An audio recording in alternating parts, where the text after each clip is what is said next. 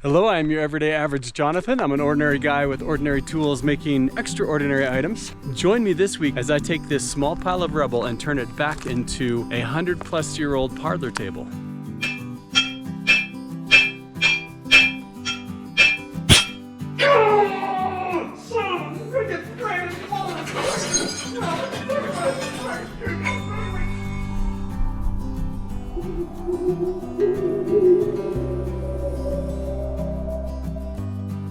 Hello, I am your everyday average Jonathan. I'm an ordinary guy with ordinary tools making extraordinary items. Each week I take on a new build project. I make items that are fantastical, sometimes practical, whimsical, things like furniture, things like weapons and armor, structures even. But every now and then I take on a project that is really a departure for me and very fascinating for me, and this week will be one of those projects. There are times when I will receive a commission or a request or a suggestion, and every so often there are projects that I take on that I raise my hand emphatically to do, volunteer myself, demand to do even. One of my very good friends is moving, and in the process of her and her husband moving, I have gone down a few times to help them go through their items, through all of the things and the fixtures in their house and in their garage, and start to separate out the things that they want to take with them to the new house. One of the items that they had that I saw off in one of their corners tucked away in many pieces is this old end table or side table made out of oak. I would think it's near 100 years old, if not over. It's in many pieces, but when I saw it, I immediately said, I'll restore that for you. Now that said, I am certainly not a furniture restoration expert by any stretch of the imagination. In fact, most of the time I would say you would probably want to keep old furniture pieces away from me. But this particular one it's already in pieces. It needs some TLC. I may not be able to really resurrect it. We're gonna find out. So without further ado, let's get to the shop and get started.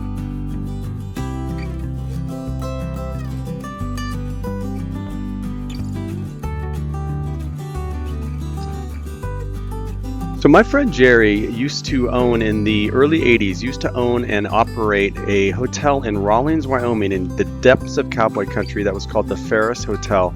It was a large brick building. It was well over 100 years old. And in that building, she retained and was able to keep several pieces of very, very old furniture that she still has to this day.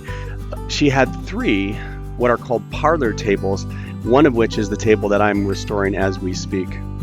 Look closely at this picture that you see here from their banquet hall, this ancient picture, and look at the table in it. It'll look familiar later. But before we get started, it should be noted that my approach to fine antique furniture restoration is one that I'm not necessarily proud of, and it doesn't actually work all that well. It tends to harm the furniture that I'm trying to restore, if I'm going to be honest. I guess it could be compared to the same approach I would use for archaeology, which would be me walking onto an archaeological dig, seeing something very valuable protruding out of the ground, and then kicking the crap out of it with my boot so that I could dislodge it, pull it out of the ground, and examine it more closely. And with that philosophy and that go-to-action plan, there's nothing about this that won't be a smashing success. So without further ado, let's get to the shop and get started. There have been a few times in my past that I have been able to retrace the fingerprints of the old builders, of the builders of yore. This is a 100-plus-year-old Russian Baltic sleigh that someone just gave to me, and I was able to take it apart, reverse engineer it, use all of the same metal. It was the first time I've ever bent wood and bent timber.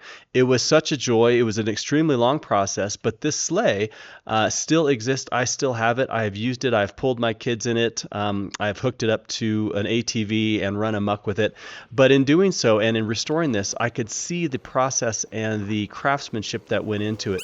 It always blows my mind. It is something that to me is just an absolute honor. So being able to take this piece of oak table that was in many, many pieces and look at how to restore it, I was extremely excited about. And it would have been rude of me not to use this extremely old chisel to start getting in the cracks and the crevices and getting rid of the old glue. It was fascinating that they actually did have glue on this, which I thought that I wouldn't run into.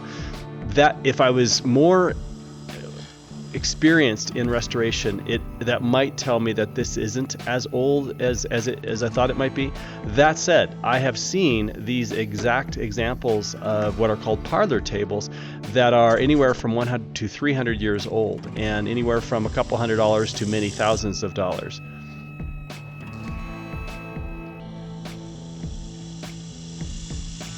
Everything that I attempted to do when I was working on this was to gently and almost lovingly get back to the original form in some form that I could. I was going to lose some material just by the virtue of sanding, but as you can see here, it really did clean up pretty nicely. And this oak wood was some of the sturdiest stuff that I have ever seen, which you'll hear from me in a bit here later. I do not like sanding. It's one of those activities, those projects that I take on from time to time. I cannot stand it. To me, it's very tedious. But I love Frank and Jerry so much that I was willing to subject myself to such misery to get this done for them. My friends Frank and Jerry will give you the shirt off of their back. They're some of the best people I've ever met in my life. So as I do with a lot of projects, while I was working on this, I thought about them a lot. I thought about what their perception, what their reception would be. And then obviously having to take a break from time to time, get my kids in to do a little bit of work. We don't want them growing up soft, do we? So here they're just holding the trash bag while I empty extremely sharp objects, hand tools, power tools, things that are probably toxic. This wood, this oak, I have never in my life, and I've messed around with a lot of oak timber, a lot of different types of wood. This is the strongest oak I have ever touched. Even the I would almost call them industrial grade sanders that I have, and the angle grinder with that huge sanding wheel barely cut into this. I spent so much time going over and over and over. There was times that I would give up and say, well, this is as good as it's going to get, and then I would come back and try to give it a little bit more elbow grease. In the end, I'm very glad that I did, because this wood is stunningly beautiful. I've never encountered something that is so solid. And look at these joints. Those joints are done by hand, and if you can see the old mill marks, the old sawmill marks in this particular piece of wood here. I did not want to get rid of those mill marks. I wanted to just sand lightly around them, so I'm using my what's called a fine tool. I'm using that, or a multi-tool. Now, this was a hard decision for me. There were some, on the edges of this table, this was done with a router of some sort. But what I was not able to do was to find a router blade that matched the bevel and the nature and the design of this particular router that they used. So I had to make the choice on what to do about that, because some of this was going to need to be rerouted. I have a couple other pieces of really old oak that are in my shop. So I picked up one. I decided that I was going to use this to mate that. This is a lower platform on this parlor table. It's a table that goes underneath the main tabletop, and several of the parts of it, as you can see there, were just blown out. They had just cracked or rotted out. So I took it upon myself to say, you know what, I'm going to try to remake that. I wanted to try to get the grain of the wood to line up correctly, and we'll see how it did. I do think that one of them came out great. The other one, you can really tell that it's done there. And for those people that know about restoration, when you're restoring fine furniture, old furniture, if you are adding any sort of modern parts to it, and even techniques, you have to be extremely careful. Basically, you're taking the value of this item and you're diminishing it by some margin. Even if you're fixing it up, you are still diminishing it, because you're taking modern tools, modern materials, and applying them to something that has many hundreds of years, at times many hundreds of years of life and personality. Because I'm not a furniture restorer, I often wonder what the decision would be from someone that does do restoring. Do you remove and fix up and bring in some modern materials and modern tools to get this item back so that it actually is functional, or it looks functional? Do you do that, or do you leave it and let it put it together, even though parts of it might be just completely shattered, rotted, and broken?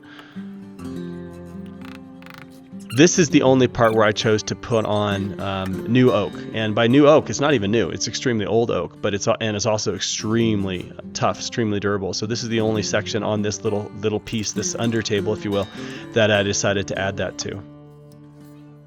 I do almost all of my gluing in the wintertime in my house, because it's so cold in my shop and glue does not want to be cold, that I bring it into the house. And sometimes I even put it in a warming cycle in my oven, depending on what size it's in, and I give it a little bit of extra heat. After the glue has set up, I bring it back out to the shop the following day, take a look at it. The grains look good. They're lining up pretty well. Now I just have to jigsaw out the actual design that I'm trying to recreate. I decided before I put the jigsaw to it that I was going to essentially plane, this is sanding of course, but essentially plane this down. And I just can't stand sanding, but I love Jerry and Frank so much, and I'm so selfless that I will take on these hardships for them. These are two areas that kind of made me pucker a little bit. Getting this down to the right thickness was not that difficult, but then cutting it with that piece being glued, that did give me pause. I took out the old nails and I was just going to put in some, they're almost horseshoe nails. They're sort of a tack nail or a brad, if you will, but they're very old and aesthetic. They're modern, to be quite honest with you. And then I realized that after putting on those claw feet that they were still pretty wobbly. They were still quite wobbly. There was some sort of material, glue, something in there, might have been leather, that they had wrapped around the bottom of these wooden legs, but in between that and these claw feet, that was just rotten, and I had to take it off. So I did put on some of this wood putty. The good fellows at the high-end lumber shop made some suggestions for me, and they said, hey, if things are not setting up and they're still wobbling, add matchsticks, which I thought was really fascinating. So here I am putting matchsticks into the opening here so that it takes up some of that slack, and it really, really worked. So now that putty has a few matchsticks inside of it, and I use those matchsticks in quite a few other areas where there were holes to fill up. This is one of those areas where you see me placing the matchstick in, and then there were also some areas on the oak itself, the bottom itself, that just sort of came apart and had a big gouge left in it that I used that putty for. I'm almost certain that using that putty would also reduce the value in restoring this. Now here's the big decision I made. I couldn't find the router blade that would match what was original to that. So instead of trying to find it or trying to do it by hand, I took it upon myself, I'll ask Jerry's and Frank's forgiveness for this, to just put in a completely new router shape into this. One that still has an antiquated Victorian look to it, so I think it works, but it is completely new. Again, also something that I think anybody who's into restoration would be shuddering about.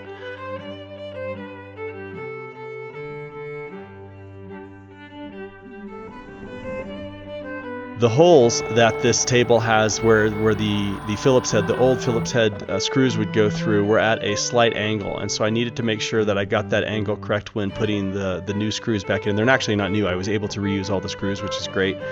And to do that, I wanted to create a little wedge that would then guide the drill bit into the right angle, and then I could come behind that and sort of route it out or bore it out as you see the originals.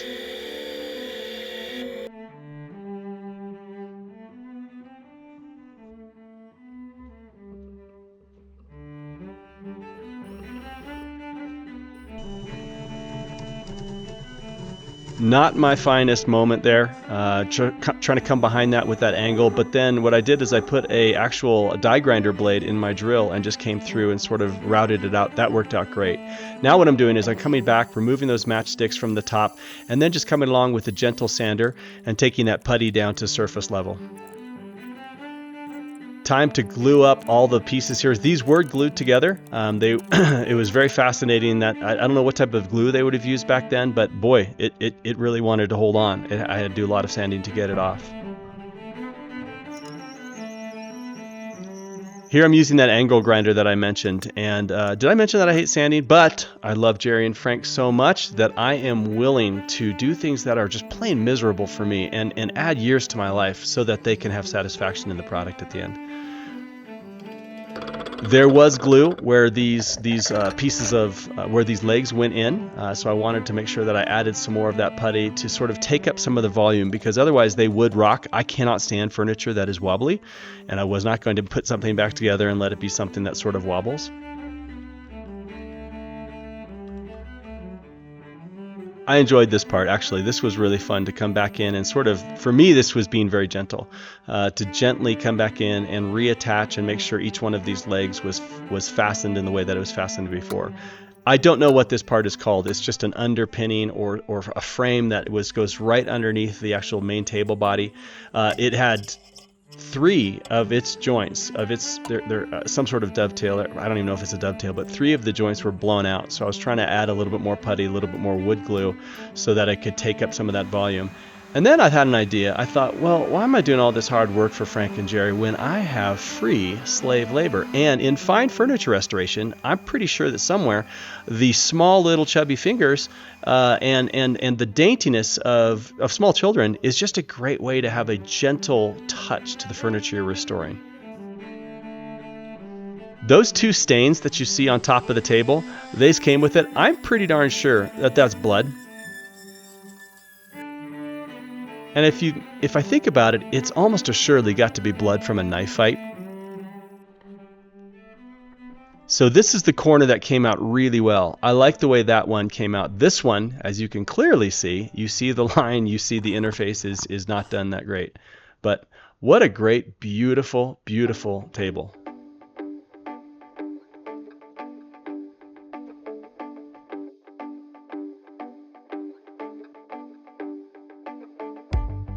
Well, thank you for joining me for that interesting, challenging, illuminating project. As I said during the build, being able to see and reverse engineer and recreate what excellent hand craftsmen of bygone ages have done is unquestionably an absolute joy for this man. This build is challenging and illuminating because it is very difficult to try and fix or reverse engineer and put back together something that was made so long ago. The wood has warped and rotted in certain areas. The joinery is so good that I just simply am not good enough to recreate it. And then illuminating because I know that I wrestle with patience and pace, but in this particular instance and instances like this, I can't band-aid things that are already semi-broken or broken that I might even exacerbate and make worse. With many of the artistic projects that I make, if I make a mistake, I can either add something to it, make an additional weld, cover it with a weld, pivot my design, and many people may not know that I'm pivoting my design, but I do. But in the case of restoration, you are given the design and what they did, it is right there for you. You're not supposed to add anything or change really anything if you don't have to.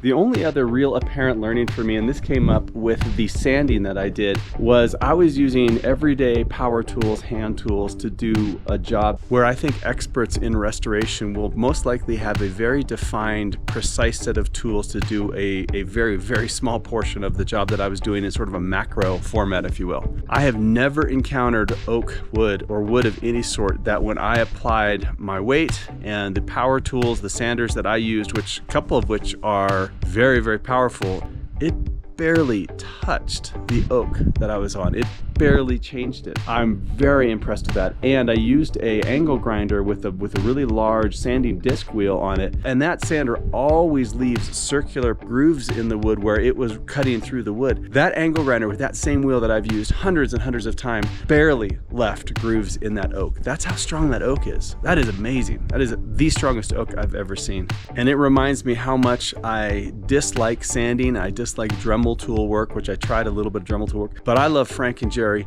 so much, and I'm so selfless and humble that I will subject myself to duties and tasks and tools that I don't like to use so that I can restore that table for them. I will prostrate myself to the altar that is Frank and Jerry's satisfaction in the project that I'm going to deliver for them. So here's the crazy thing. They're most likely going to see this video, but at the same time, even if they don't, when I deliver this to them, I'm going to tell them, here are the areas that I screwed up, and I'm really, really sorry. It was a bench that was in pieces, but now restored.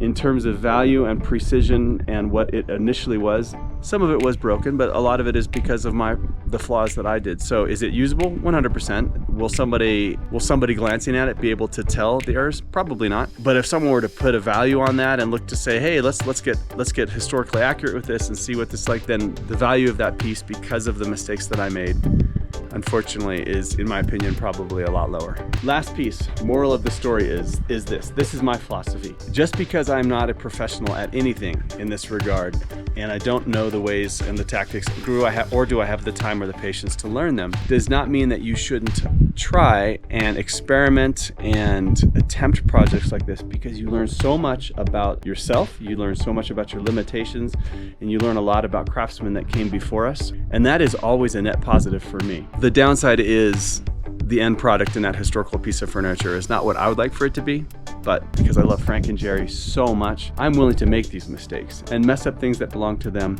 continually.